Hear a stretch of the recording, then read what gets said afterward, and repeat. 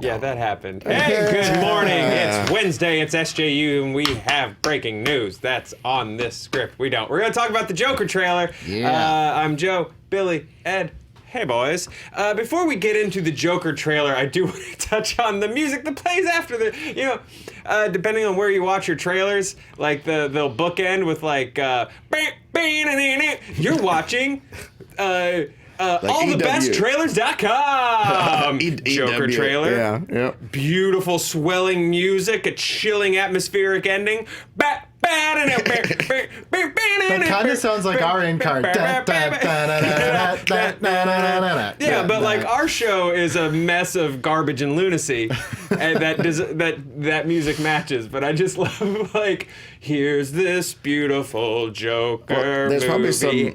There's probably some market research that suggests that people like jaunty music right after something. Just need to recover. Yeah, like a palate cleanser. Yeah, we just we can't sit there with the darkness for too long. New Joker trailer. Well, the Joker trailer dropped. Is it just Joker? Yeah, Joker, a teaser. Well, I was incorrect, and I think new is correct because it's the only. Yeah. Meh. It doesn't matter. They Look at that. Yeah, That's the name of the movie. Directed by Todd Phillips. Written by Todd Phillips and Scott Silver. Starring Joaquin Phoenix, De Niro, Zazie Beetz, Mark Maron, and Francis Conroy. This comes out this October. It looks real good. I think this looks rad. Oh my God. Billy's very hyped. I'm like ridiculously hyped for this. Like, it just looks absolutely, like, again, it's 2 minutes of footage, so who knows? Right. But I feel like sometimes you can get a sense of like what something's going to be just based on the trailer. Yeah, I thought Suicide Squad was going to be fantastic. Sorry. I had to. I'll let you die on that sword. That katana sword? That was seldom used in the movie. You're just doubling down. Sorry. I had nothing to do with it. It's been a day. Billy, continue. I love everything about this. You know, the thing that I realized when watching this, and I was talking with Max in our office, and he was like, yeah, I don't know. And I've seen so many people say this. They're like, just Heath Ledger was just the best Joker. It's like, okay, sure. This is a different interpretation. And let me tell you why this one actually like got my spider senses tingling, was because I love Heath Ledger's Joker. I love Jack Nicholson's Joker. I love Hamill's Joker. All of them are in some ways agents of chaos or pranksters, but they always felt like at some level they were in control. They were in control of whatever plan or attempt at anarchy. This guy, if I was in a room with Joaquin Phoenix in that costume, he's not in control. Like, you're watching his mind unravel in these 2 minutes. Is like, this is the first Joker that looks severely mentally unstable and like actually scares me. Like, this looks horrifying. Like, and I think Kevin Smith was the one that tweeted out like that kid that he does the little smiling thing. Like, that could be Bruce Wayne because he's behind a gate. He's in nice like little rich boy clothes, and it's like it almost feels more like Pennywise than Joker. Like, this looks terrifying, and like that's the one little piece. Like, I was always terrified. Pennywise the clown, not Pennywise. Yes, not. Oh, yeah. No, well, Pennyworth. Pennyworth. Sorry, you're right. Alfred Pennywise. Yeah, I just saved you from the chat. Yeah, I pulled you away from You really the Mack did. truck. I need it these days. Yeah, it's just like I was always afraid of what the Joker would do in Dark Knight, but I was never afraid of the guy. This, like, That's an I'm interesting afraid thought on of it, yeah. the guy, you know? Yeah, I mean, that was the thing that got me about Ledger's Joker is, for the most part, everybody knows my feelings on how I don't think Chris Nolan can shoot action and all that jazz, but nobody can mess with Heath Ledger for that movie, for that conception, as somebody who, for the first time, I thought presented a physical threat to the world and to Batman. Because Joker's always like killing, the cannon fodder, all the people around, bystanders. But he's not really that dangerous to Batman without a lot of plot contrivances, usually. Sure. But I had this whole amusement park. Right. I kidnapped these key 4 people. Yeah, exactly. Sure. You fought your way through Arkham Knight to get to me and whatever. So I just really think, though, this guy... And Heath Ledger's Joker was an attempt to do one that could not be explained. There's no way to explain that guy. That's why he had 15 different origin stories that he told people throughout the movie. I think this is the exact opposite. It's an attempt to explain where this mania could come from, how Gotham could create not only a crazy dude who beats up criminals at night, but a crazy dude for him to beat up. Look at that. That's intense. And the stand-up comedy thing, people have always overrated, in my mind, overrated the Killing Joke in a lot of ways. But making him a comedian that failed, that just hits me in the feels as a comedian. Right, yeah. And the interesting thing, again, 2 minutes, I don't know.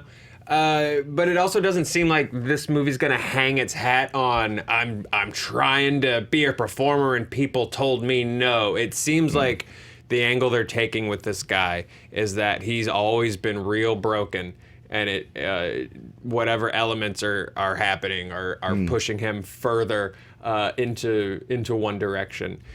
Which is really interesting to me. I mean, just this trailer kind of left me unsettled.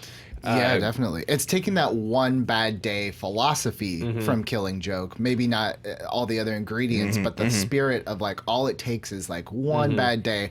And I also love like there's, I mean, call it a ripoff, call it an homage, but there's direct kind of links to King of Comedy and Scorsese. Oh, and now it like makes yeah. very much sense why like all those players are involved. And again, like, I was talking with JT before this started, like, Hi, there's hi JT. There's nothing in that trailer suggests like an action set piece, and it's like I almost will be disappointed if there is like a big third act. Yeah, because this looks like literally an unraveling, like a character study, and like man, kudos to Warner Brothers for throwing out the playbook and going with something. Well, Zach Stentz said on Twitter, I was reading it just before I came in, was just like, you know what, if we have to throw a comic book character in to make people watch a feature-length, like atmospheric, creepy character study, to give them a break from third act, someone in a suit punches a bunch of computer-generated bad guys, like, cool, I'll take it.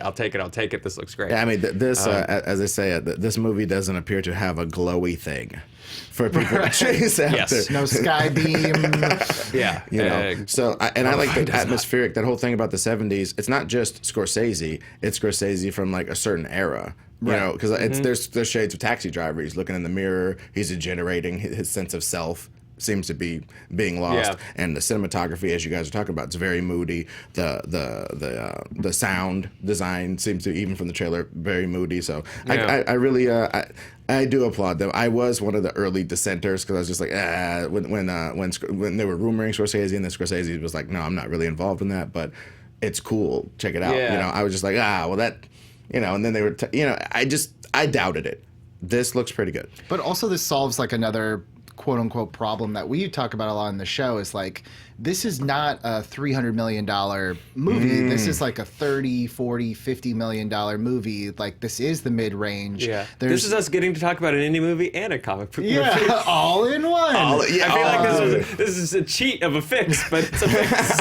but people who are like, ugh, Joker, cash grab. It's like, first of all, any product that's put in theaters is a cash grab. Like, we are trying to make money. So cash grab, it's always like, I don't get that. But two, it's like 55 million is the report. 55 million, which like million. back in the Low, day would have been huge, but now that's, chump change. But also, like, people are like, ugh, Joker again. It's like, well, if you can't start with Zaz or Mad Hatter, like, you have to start with something like, like you were saying, like, just wrap the pill in some peanut butter. You want a character study, but here's an IP you understand. Yeah. If this is successful and people are like, hey, I kind of like this, that's when you can start to branch off and do maybe some of the other villains or characters or whatever. This is like the first Elseworld. I'm just quoting tweets this morning, but it was probably coy. It was probably coy. It was just like this. It was coy or key, one of the two. It was just like, this is the first like DC Elseworlds movie. Yeah, that's fantastic. crazy. Yeah. I think stuff like this is going to save us. I was talking on my Patreon with my buddies on my podcast about how long do we think comic book movies will last as a genre? Because as I've said many times, Westerns were popular for like at least 60 years, 40 years solid, 60 years maybe overall. And then they kind of faded out because we just got tired of them altogether, and the world progressed to the point where the guy on a horse didn't move us anymore. And I think these superhero movies, these superhero movies are getting to Atreyu.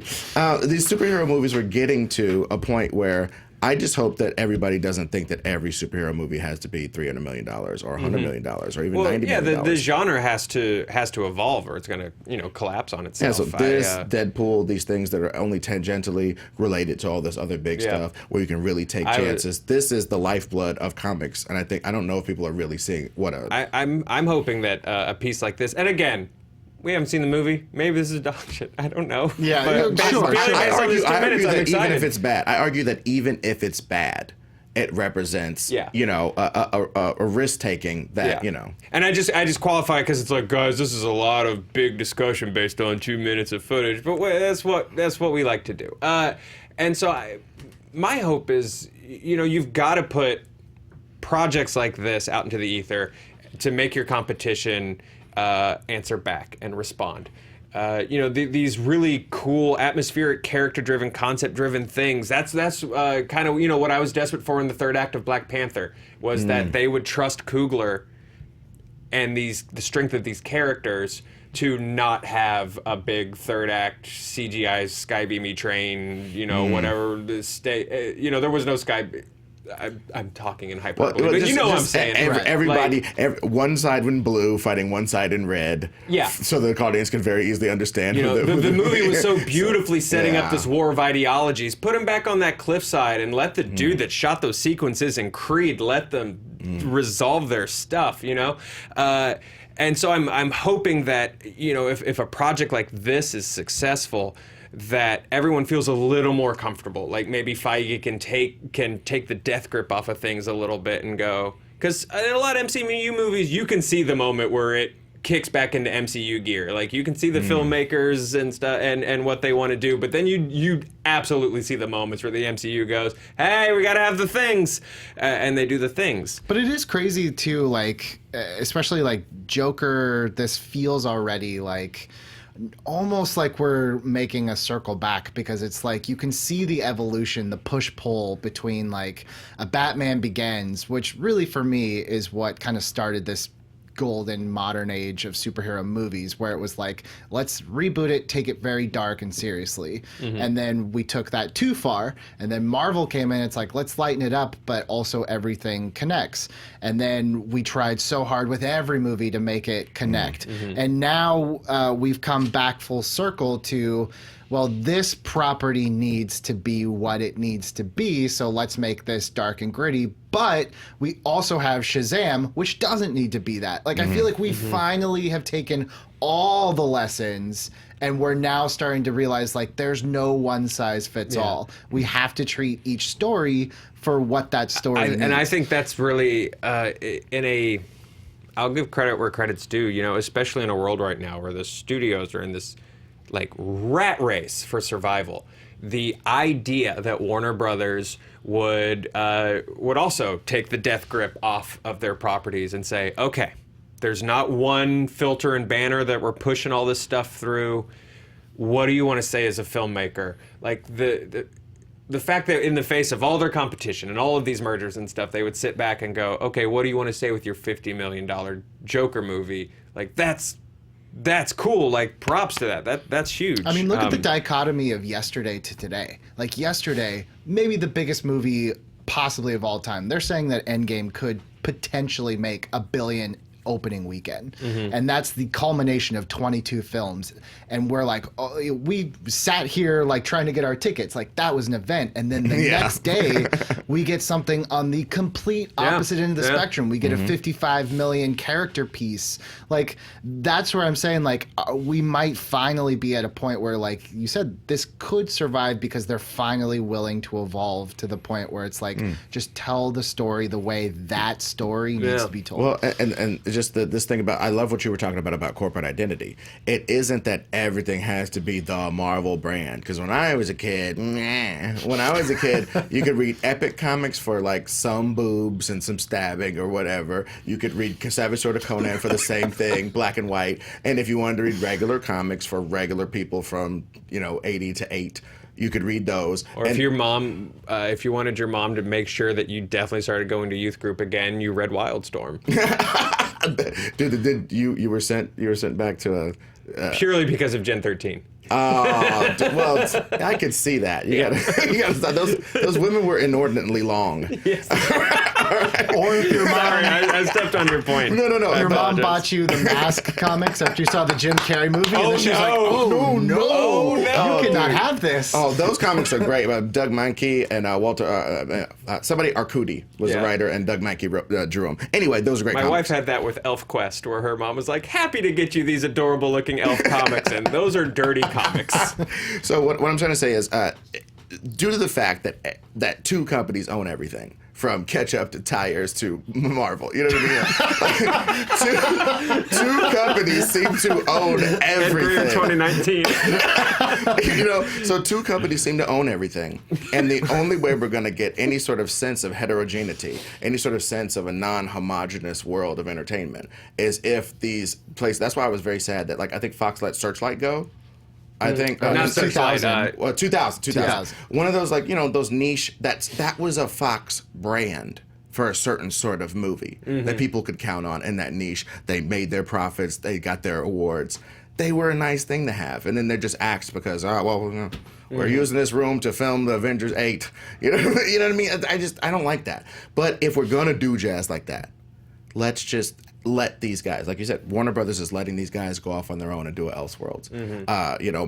Fox/Marvel let them go off and do Deadpool, not related to most anything. I love that, and I think we need more of that, because that's the only semblance of some difference we're going to see in this genre due to the fact that it's controlled by two major players. Yeah. Billy, you mentioned sort of the difference between, like, the Infinity War reaction day and the Joker reaction Right. day, and it's interesting because with Infinity War, at this point, I get sort of excited and I enjoy the MCU for the spectacle, but I find myself in fewer moments being, like, actually deeply, like, emotionally affected. There were moments in Infinity War where I was like, damn, they did that, but I didn't walk out of the movie, like, broken or unsettled by a piece of art the way a piece of art can do that. There are a few moments in the MCU Because the new Cadillac's gonna roll. Like, Sure. You know what I'm saying? There's obviously I'm not saying that the MCU is trash or anything. Yeah, There are sure. wonderful moments in the MCU. Mark Ruffalo turning around and saying, like, I'm always angry, like, is still like one of my favorite, like, popcorn movie lines of all time. Like, that hit me in the theater, and I was like, oh damn, I did not expect that. Okay, but so yesterday it was more like, cool, like, oh shit, like, the thing's coming. But today, just watching 2 minutes of footage, one of my favorite in-theater experiences of all time was when I still lived in San Francisco. We went and saw The Dark Knight, and Heath Ledger did the magic trick scene, and the reaction in the theater was incredible. People like laughed, but then that laughter turned into a very, like, uncomfortable laughter, because all of a sudden people realized that they were sort of on this very unsettling character's side, and you just saw the audience, like, come to grips with this, like, at the same time, and it was just really weird and screwed up. And I felt the same way watching this trailer. I've talked about on this show before. I don't like the one bad day philosophy. It scares me. I don't know if we need it in our lives right now. So I don't know if it's weird to me that there's a Joker movie that's going to exist, that's going to join a shelf of movies that's like, for me, that's like Requiem and Pan's Labyrinth and stuff like that, where I'm like, that was beautiful. I never want to go through that again. Sure, yeah. Like, that actually, not just, whoa, dope movie, but actually, like, put me through something. And that's really, really cool. If there's one thing Warner Brothers is committed to doing, it's hoisting a big fat Oscar for something that's related to a comic book, or at least getting that sort of aplomb. Like, wow, that was quite well made, sir. I doff my cap. Sure. You know what I mean? That's like it's the Phantom Thread and the Joker. That's the type of respect that they want, and they've always wanted. If you look at their so I think if there's one thing they might do better than Marvel, it might be that. Yeah. So go lean in that direction. That's pretty cool. Here's what I would say, and I will say this not because I want to put any words in your mouths, because I know you guys. We're pals. I also think, and you and I talked about this on our Justice League episode of season 2 of Hot Takes with Billy Biz, now available on iTunes. But I definitely think I made an album where a robot screams for 4 minutes.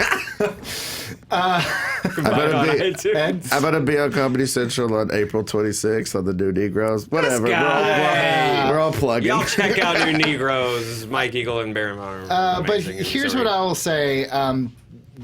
I think the internet or fans feel like, and there's a reason why I put Heath Ledger in red on here, and I think it ties into, like, I think that Marvel and DC are both trying to accomplish very different missions right now and very different goals. And while I think that it's fair to say, like, oh, you know, I don't feel certain emotions with Avengers and this one does, like, I feel like some people confuse that for, like, a DC versus Marvel thing. And I don't think it's... I don't mean to at all. No, I know you don't. I 100% know you don't. And I think that also goes down to, like, I saw so many people that's like, it's not Heath Ledger, that's the only Joker, done. And it's like, just because something new comes out, a new interpretation, a new there was product, a time when people thought that about Cesar Romero. Exactly. Get over yourself. Well, it's more just like, I don't know why we do this a lot, but it's like when Nolan's Batman movies came out, it was like, well, screw the Tim Burton ones. It's like, well, you don't have to stop liking that interpretation because a new one comes out that you also enjoy.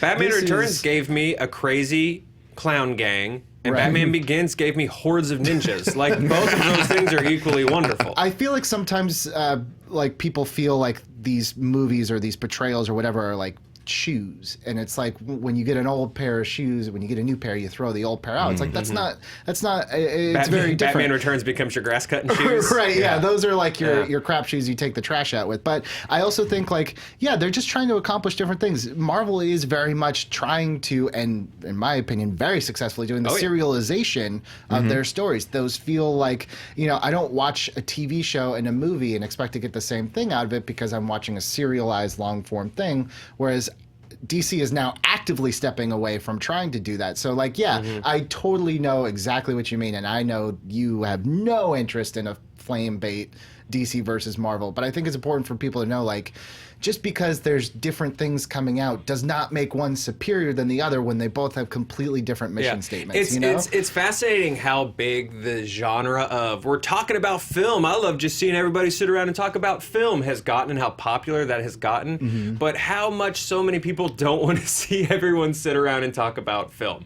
in the sense that, like, we're just sort of shooting the. I don't know how many times I can say the S word on air. Shooting the stuff and just throwing out ideas, and people will take that just, we're having a larger discussion about film as being like, oh, so Joe hates the MCU now? And you're like... You and I were talking about this over text yesterday. There's very much now a tribalism and a sense of identity within any given fan group. So it's like any, like, criticism or even just, like, a perceived slight becomes like an affront on your beliefs, but it's like that, well, the interesting thing is, like, the tribalism was always there, but pre-internet you just sat in a room alone and you were a tribe of one, and you made eye contact with a few other kids at school that you were like, maybe you're into this too, I don't know. But now everyone's online. You took all of those individuals, you crammed them together with their tribe, but then you also crammed all the tribes into one very small cafeteria that can't fit them all, and so does not have enough square pizza. All of a sudden it becomes, who runs Bata Town? Exactly. It's Thunderdome in there. No, but one thing I wanted to say, though, as we wrap up this, I believe. Don't worry. I'll wrap it up. Once the things, I'm the host now. You've been demoted.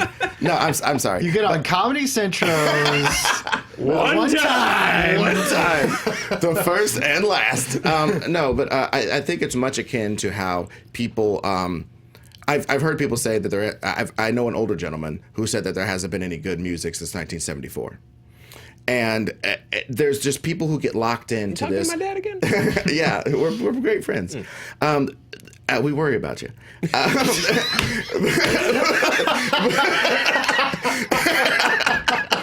I'm not going to get my real estate license, Dad. Go back to school, Joe.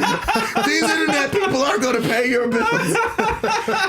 No, but people get really like. There's this thing about this new meme is in people's minds of like, stop politicizing comics, and everybody at this table knows that comics have been political since their inception, so that's a stupid thing. But William Bibiani said, "You're not yearning for before your art was politicized. You're yearning for the time before you were politicized, right? So that's what you're yearning for. In essence, you're yearning for your youth. And in these cases, the people are like, Heath Ledger Joker's my only Joker. He was holding his girlfriend's hand. He had real butter on his popcorn. And he was watching this, and he's got a memory of that Joker. That's a lot of what that's about. As much as the performance, it's about that time, and it's about this and that. And now you're crapping on his time, man. You got this gold tooth bum with all the tattoos crapping on his time. You got this bozo-looking dude crapping on his time. You're crapping on that date I had with my girlfriend while I was holding her hand, and it wasn't even cold that time because she kept it in her jacket. All this stuff he's thinking about. Sounds like oddly specific now. But you know what I'm saying? He's thinking about, you gotta add detail. You gotta add details, baby. But I'm just saying, you know what I mean? He's thinking more about that time. Yeah, there's so much. A lot of these people are thinking more about that time. There's They'll defend so much it to we the wrap up death into this stuff. that it's qualitatively different, but a lot of times it's just you don't like the new interpretation because you feel like it craps on your time. And Billy is saying, there's a lot of time. Yeah. Just go back to your DVD collection. You could relive any of those moments anytime you want. It's great. You know, I don't know what it necessarily says about modern society, but the Joker is Our Lady Macbeth. Like, there are going to be a million interpretations of the Joker before we're done, just as there are with Lady Macbeth in theater programs, whether they be wonderful in high school or community theaters or college or whatever. You know, there's going to be those levels of Joker. Shout out to all the actual black Othellos they're going to make now. Shout out to that. You know what I mean? If you're looking for any actors, I have a friend that's on Comedy Central. It's really blowing up. I'm too fat to do Othello. Weird side note that you just like flashed into my head. I just realized where a lot of the problems in the entertainment industry come from. In my first acting class in college, like the first book you get is Stanislavski's An Actor Prepares. And that's not like a manual of like, here's how to act. It's like the story of a guy learning to be an actor. And like, that's how like they introduce the concepts to you. Literally like, Chapter 1, he plays Othello and like smears black cake frosting on his face. And I just remembered that, and I was like, oh, that's why it's broken. Yeah, okay, got it. Some things are of their time. And still being taught in school. Yay! Well, you didn't go to school in Kentucky. Oh, God. I'm going to get all them. Oh, damn, the Mountain Dew lobby. Everybody's going to come after me. I know all of them. You just surpassed Mountain Dew to like Cool Ranch Dorito talk there. Hey, I come from Missouri. Have at it. You guys don't even have dust on your Doritos. Yeah, exactly. You're absolutely right about that. We do have barbecue on them, though. That's why I like this show, because this is where we can get.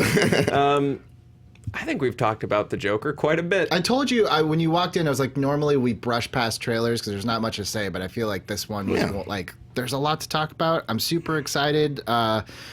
In some ways, this might be my most anticipated comic book movie of 2019. And I'm super stoked for Endgame. Don't get me wrong at all, but it's like my mind, this is going to be in the back of my mind till October. Yeah, you can be stoked for many things. Sure.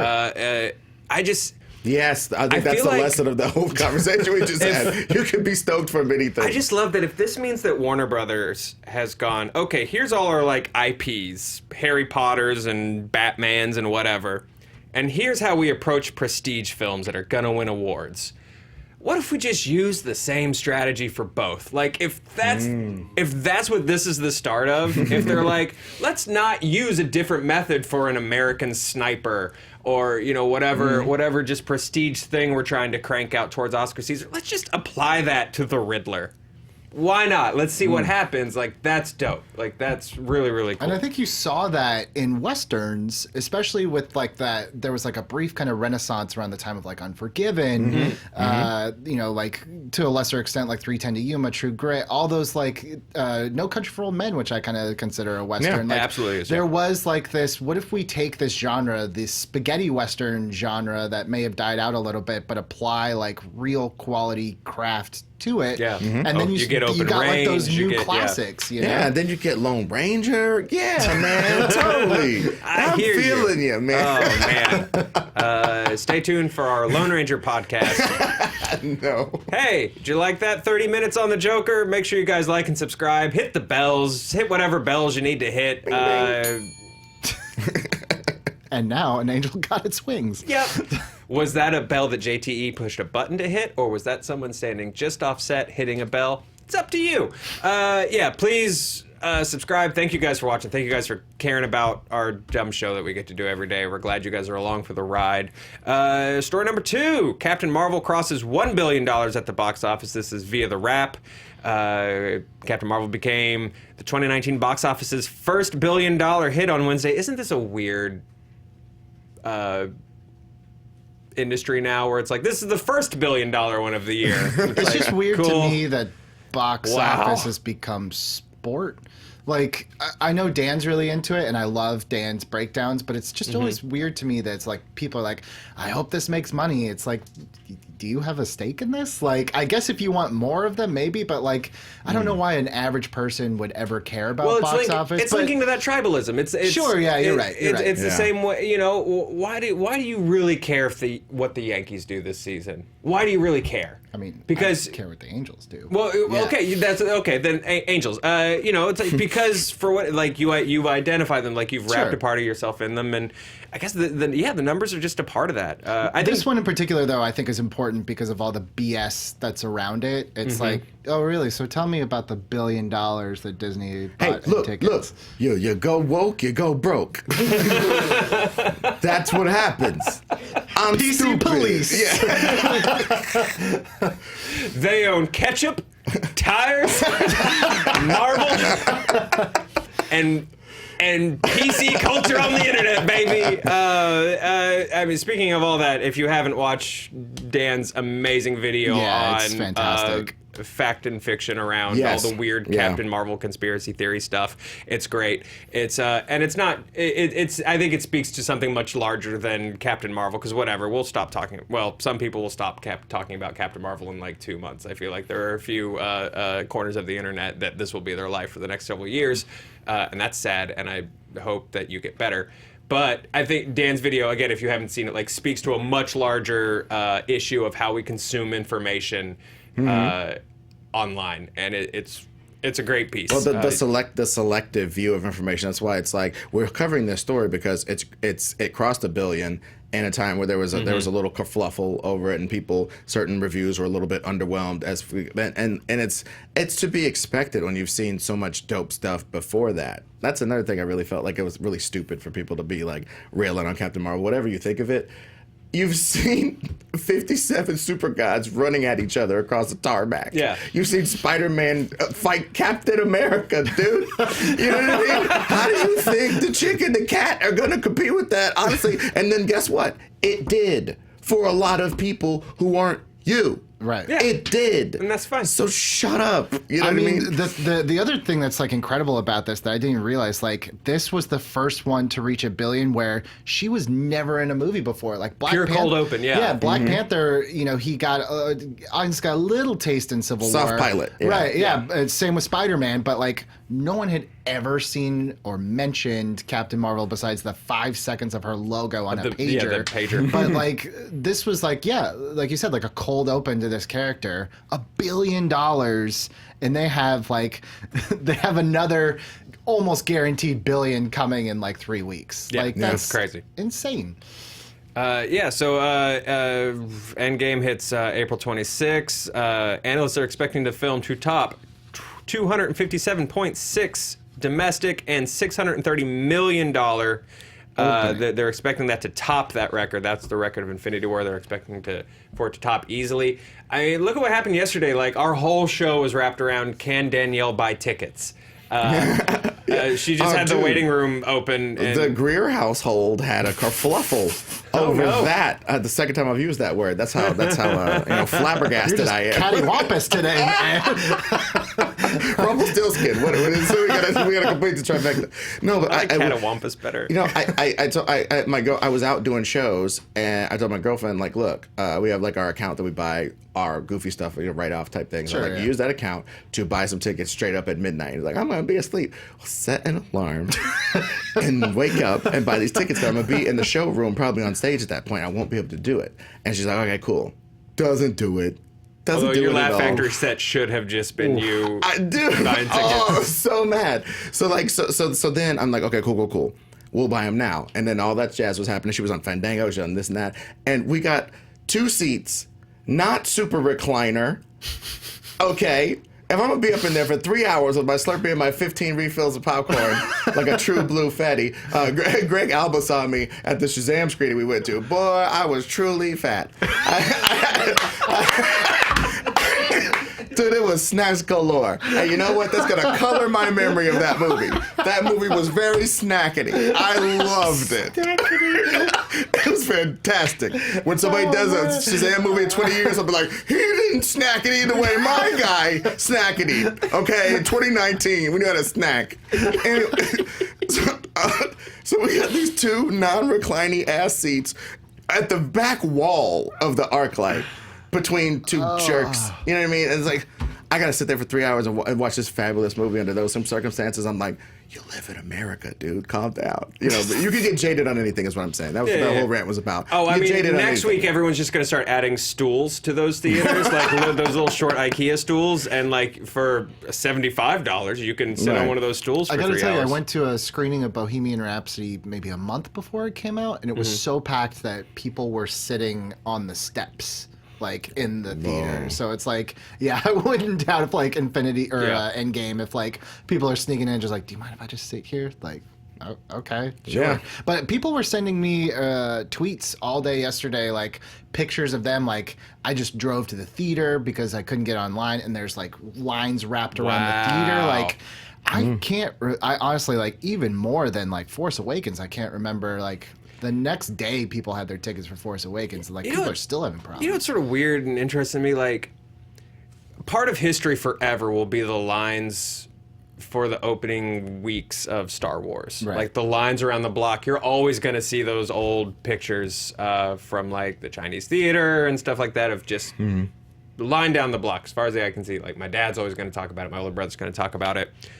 No one's ever going to talk about the day they waited for like that's not going to be a part of cinema history at this Sure. point, because there's so many just billion dollar like no one's ever going to stop and breathe and be like, I stood in line, it looped around our local theater for 8 hours to see, and to get an Endgame ticket. I mean, the last one I think that I ever did that was my mom let me skip school the day that episode 1 tickets came out, and I waited from like 4 in outside our theater till they went on sale at like 1 o'clock. Wow. Yeah, we had a buddy Whoops. for episode 2. We had a buddy who was a high school English teacher. He allowed 2 of his students to skip school.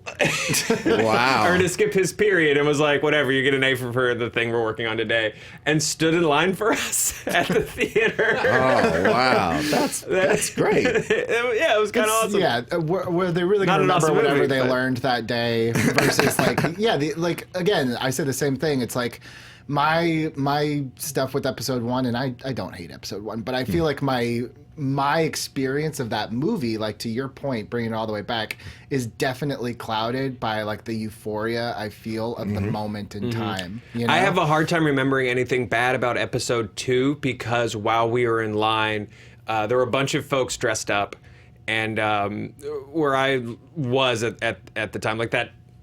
You go to a cool like opening weekend in LA or something like that, and most of the crowd will probably be dressed up somehow. Even when we went to the premiere of the second Kingsman, like a ton of the theater was dressed up as Kingsman characters. Like that's just a thing in Los Angeles, but where I was, you rarely saw that. So there were a couple of oddities walking around dressed as like Darth Maul and as Jedi and stuff, and they're all doing a bunch of them came separately, and they're all doing their own thing with lightsabers and stuff, and everyone was going fight, fight, fight, and so they were like, okay, fine. They kind of started messing around with like their lightsabers, and then it got a little serious. A little chippy. It got a little chippy. And then it got real serious. like Cable Guy when they're Yeah, 100%. Just these 2 dudes just bashing each other with their plastic lightsabers, and the cop that was keeping an eye on the line had to just come over and like pull them apart. And just this cop was just like, "This is my day today," just like dragging this guy with his Jedi braid away from this guy dressed as Darth Maul. And so that is what I think of when I think of episode 2. And That's that my was, like, memory tied up up before with the that movie. proliferation of like Comic-Con, and surely San Diego was around by then, but it wasn't like it wasn't in the zeitgeist like it is today. So like those moments stand out because it's like now it's like, yeah, whatever. You see that every day on some Comic-Con, but it was like back then, like it was an event. And that's why, like I'm saying with Endgame, this is the first time on some degree it feels eventized again, which is really hard to do now that you can just buy your ticket online, you show up 5 minutes before it starts, as opposed to like even Dark Knight. I bought my tickets online, but it was IMAX unreserved, and like we were there at like 8 a.m. till midnight just waiting because I was like, I'm not going to sit front row for that thing. But like that's kind of all gone now. Well, I mean, there are things that have gone the way of the dodo. Finding porn in the woods. You know what I mean? Again, You're sounds right. very specific to your geographic locations, boys. Dude.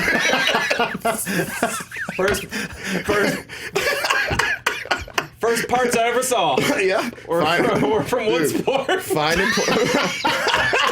What's porn? The porn elves in the woods. The sex druids. Can't keep that filth in your house. Harold, you can't keep this filth in the Yes, house. there was a weird little spot in the woods and it was just beer cans and porn. Yep. Yep. Marlboro Reds. Anyway, so yeah, that type of stuff has gone the way of the dodo. Standing in line for a billion years. I've never heard of woods that's porn before. never heard of The concept of Have you woods ever porn. seen woods porn? Let us know in the comments. What is woods? Informal poll. Have you ever seen What is woods porn? That's Informal poll. what? Like For me, it was literally cutouts from a magazine that were all like pasted to a just a micro, like a particle board. That was the. We didn't find like stacks So of it was like, magazine in the dude, nook of a tree. You found the So we did, like, a first porn presentation? Dude, you found the first porn vision board. You're like, I'm gonna get this board. This is what I'm gonna get. We did. We really Did you guys just watch Gia like normal 11-year-olds? That's oddly specific. This show's over. So that said, with all everything we're sort of talking about, moments in Endgame. Endgame is opening same week, all markets, including China, which is weirdly conspiracy theory-esque, if you ask me. What is Disney trying to pull on us? Again, watch Dan's video. But that said, that means Endgame has a chance of becoming the first film in history to gross $1 billion by the end of its first weekend. Like, it's a bit of a long shot still, but like, that's crazy. I mean, no one else right now can pull that off. And that goes back to what I was saying about like different companies doing different goals. Like Warner Brothers isn't even trying to think in those terms. Like, how could we get a Justice League out that would do that? It's like, instead of doing that, they're changing their mission statement to like, how can we just tell great stories and maybe build our brand that way? Whereas Marvel, like, man, I in a way, I hope they take it. They've earned it from just like staying the course for 10 years, 11 years. Like, good for you, man. This is like getting the Return of the King Oscar. Like, here's your lifetime achievement, box office gross, you know? Yeah, no, it's absolutely nuts. I still don't have a ticket, so I may just never see it. I thought you were going to a screening with Roth. yeah. Oh, I am? Yeah. Sweet. Yeah. I'm going to a screening. This will be my first, I'm selling out and going to a screening then. It's a different experience Feels because good. no one wants to. It's like watching a baseball game in the press booth where like no one wants to like cheer because like we're professional. Oh yeah, like it's Interesting. like when you showcase as a stand-up, you showcase, and all the industry guys, they don't want to be caught laughing at no bull crap. Yeah, dude, you just Right there, laughed you just so performed just the like, silence. Well, this will be a great experience Yeah, seeing Endgame. dude, you get like a giant applause break, and they like make a little note. Look, all I know is my first year. As soon as I take a step off this stool, just hypnotized by Biggie's going to be playing in my head because I just joined the big team. Yep, that's about the size. Let's touch on this third story a little bit. I do want to talk about this. It's kind of fun, and then we'll get out of y'all's hair. Thanks for hanging out. Inside the Actors Studios, Reboot has found its first two guest hosts. This is via Slash Film and Vulture. So last fall, we got word that James Lipton would be leaving Inside the Actors Studio, the series featuring intimate interviews with actors, filmmakers, and musicians about their craft, origins in entertainment, and much more. The longtime host was said to be replaced with a rotating chair of guest hosts filling in, which I think is a terrible idea. And now the first 2 hosts and guests for Inside the Actors Studios have been revealed. Vulture reports that Alec Baldwin and Jane Lynch will be the first 2 guest hosts when Inside the Actors Studio debuts in its new home channel, Ovation, on October 13th, 2019. Alec Baldwin will be speaking with Henry Winkler in the first episode. The second will be Jane Lynch talking to David Oyelowo, which is a weird pairing, but he's been in The Help, Red Tails, Lincoln, Jack Reacher, The Butler. Selma. Yeah, he was in Selma. So really cool guests. Oh man, you know what? Sorry, go ahead. No. You know what? I thought that this was a traditional bad idea. I misread the script. I'm sorry. I thought it was Alec Baldwin and Jane Lynch as a team. Okay. Because like that produces a certain sort of chemistry. It becomes more of a conversation rather than an interview. I mean, if you're gonna veer away, nobody is James Lipton. Like him or don't, nobody is him. Well, and I do like him, by the way. I feel like if you just do a show that's actors talking to other actors about their stuff, that's almost like, hey, I'm a comic and I do my podcast in my living room, man, and talk to other comics and we talk about comedy. Like You clearly hit a nerve on the podcast. Guys, subscribe to Ryan's podcast. Dude, you subtweeted the universe out here. Like, what the heck? Jeez. Do something different. What a heel. Inside the Actors Studio is Inside the Actors Studio because it was James Lipton, because it was this weird acting teacher who also did this show as a class. It was a class. It's a class that they turned into a show. Yeah. Find another weird acting teacher. Like, there's no shortage. You know who would be great? There is not. I don't think he's weird, but I think like a Leonard Maltin would be really cool. Like, dude, yes.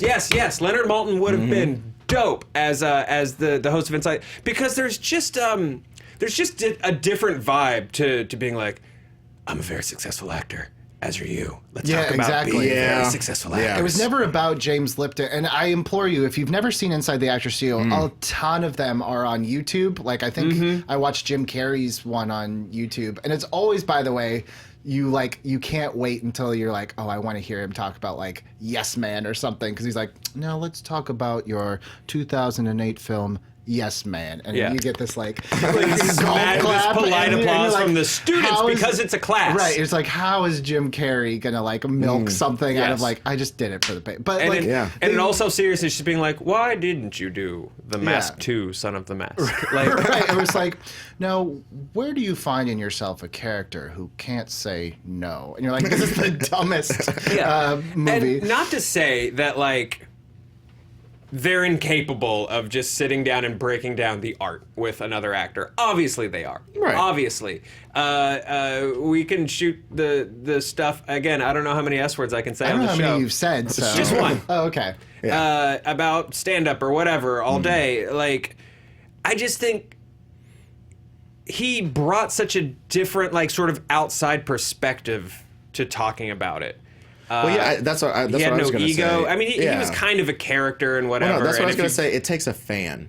It takes a fan to talk to these guys in that way. Somebody who understands what their process is enough to like. That's why the best coaches were like D2 prospects. You know what I'm saying? It's like, yeah, man, I did the best I could with what I had, baby, and I could never make it to the show. But let me tell you something. If I had a drop step like you, kid. Why are you Dusty Rhodes all of a sudden?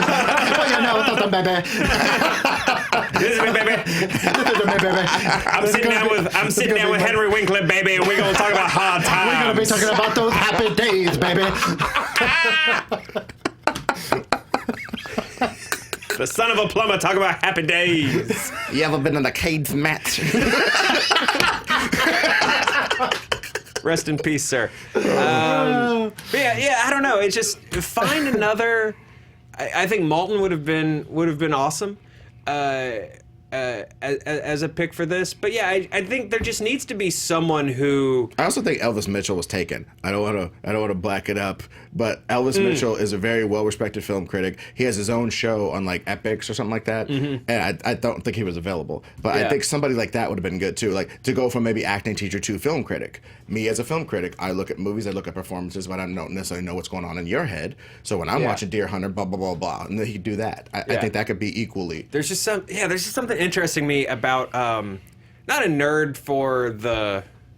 Just a guy who's specifically a nerd about the ins and outs of the craft is interesting. Like that guy's or lady's perspective. And a person that collects anecdotes as well. Like a lot of these actors collect anecdotes because they actually live it. But some of these people, they have like detailed files of everything that happened on the set of Blade Runner. And Paul Salmon, I think his name is, wrote a book, This Fact, about how they developed Blade Runner. And it's fantastic. Yeah. Ridley Scott's never going to write that book because he's busy directing stuff. Yeah. You know what I mean? So, like, you got to take this expertise from these outsiders for what it is. It's very important. Yeah, I just, there was, again, that the whole class, and obviously, again, judging something before I've seen it, but that's what I'm paid to do.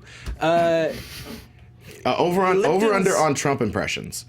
in the first episode. I don't even think he likes doing it anymore. I get the impression that he's kind of tired of doing the impression. Yeah. I don't know. I have a different theory on that. I think he thinks he's really great at it, and no one's allowed to write for it anymore. And it's and it's just Alec being like, "But just do this, it's gonna be great, right?" And everyone's like, "No, you gotta have some writers writing your jokes, son." I don't think he would say that. He's really method. Again, sort of taking that. Again, this was like a lecture class. And it was less an exchange about like, let's exchange our stories, kid. And it was almost like Lipton was presenting his class with like a slideshow. Exactly. But they were just the live. And they were there to comment. Like how when you guys slideshow, have the actual filmavers on to look at the honest trailers. Yeah. You know, and they can go pause. All right, now this is what I was thinking I think here. Dan should host Inside the Actors. I was just thinking, I was like, Dan would be like perfect. Yeah. You know, just like Dan or Roth hosting Inside the Actors Studio. Or like Alicia Malone would be great too. Holy man, now I'm just really depressed and frustrated. Alicia Malone really should be hosting Inside the Actors Studio. But as we reserve judgment, I do like Alec Baldwin does speak to an experience of being a movie star all the way down to character actor. Yeah. And Jane Lynch, as basically she's like a seminal character actor. Yeah, she's one of the greatest utility players. Her and Catherine O'Hara in the history of I agree comedy. with you guys. On its face, this was never like, I don't want it to become trading war stories. It should be like a show and tell like lecture with the person there, and that's why I feel like the person should be like a film historian, a film teacher, I'll even take a film critic, but another actor. I think that takes away from what makes that so interesting is that the focal point is that person and their filmography. And I'm gonna be I have to be a jerk one time in an episode. It was already masturbatory enough and self-congratulatory enough. And now you add another actor in there? That's a bomb, baby. That's like bleach and that other stuff that makes poison. And now I'm just disappointed. baby. Now I'm just disappointed it's not Dusty Rhodes, that he's not around to do this. Because Dusty Rhodes... Hey, Daddy, tell me your favorite curse words. Inside the Riffler studio. But also, if you haven't watched... of children.